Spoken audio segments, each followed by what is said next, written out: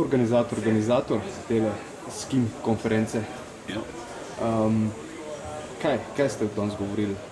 Zakaj, o čem?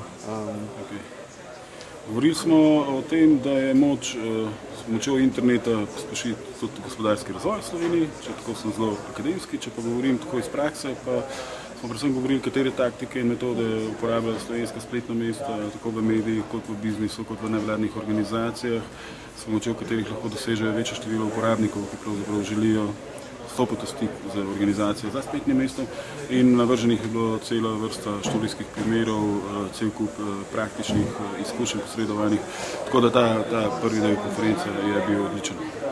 Že kakšen zaključek, glede na to, da smo še na prvi polovici?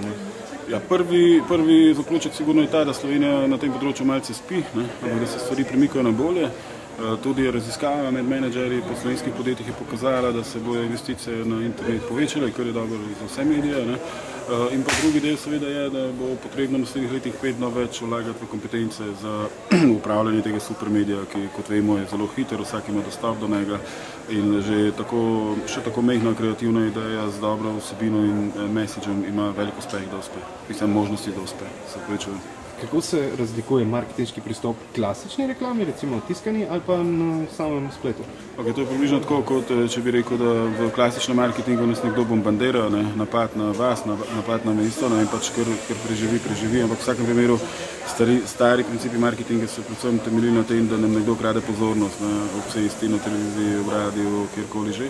Medtem ko te novi pristopi marketinga, še vedno so seveda to metode za tržni uspeh, v kapitalizmu in tako naprej, ampak znotraj tega pa vendarle se uveljavlja en koncept, ki ga lahko poimenujemo trženje z dovoljenjem, kar pomeni, da nam uporabniki dovolijo, da z njimi stopamo v stik ali preko elektronske pošte, s posredovanjem raznih, novic in podobno. Skratka, odnos in dialog med spletnim mestom oziroma organizacijo za spletnim mestom in publiko je veliko bolj neposreden, je veliko bolj zaupen in iz tega razloga pravzaprav se ta celotna branža zelo močno razvija.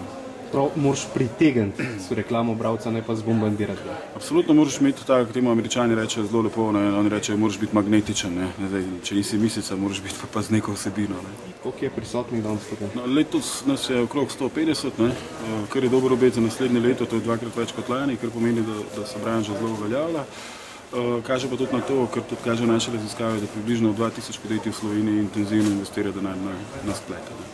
Znana imena, ko so popestrila tale dan?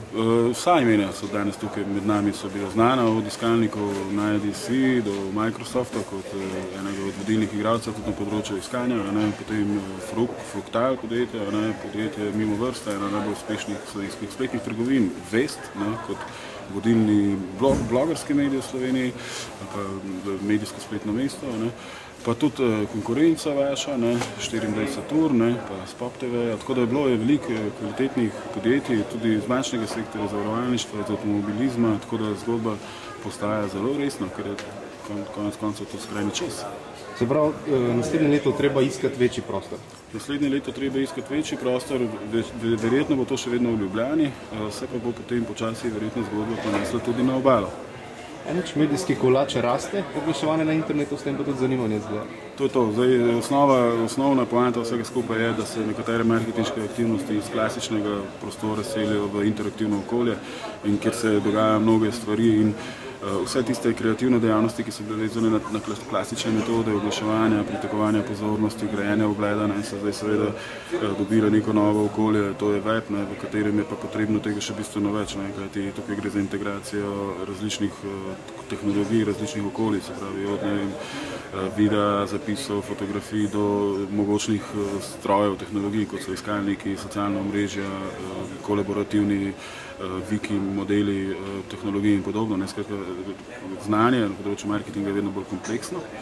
Gre za dejavnost, ki povezuje številne prakse, tako kreativne kot čisto povsem poslovne in tehnološke, od samih IT rešitev do prodaje, komuniciranja, marketinga, brandinga in pa seveda tisto, kar pride na koncu, kar je pa osnova vsakega medija, to pa je kvalitetna vsebina, odlično urednikovanje, pridobivanje kvalitetnih ljudi in pa predvsem veliko trdega dela in vztrajnosti, kot smo videli danes na mnogih primerih. Najlepša hvala. Hvala lepa.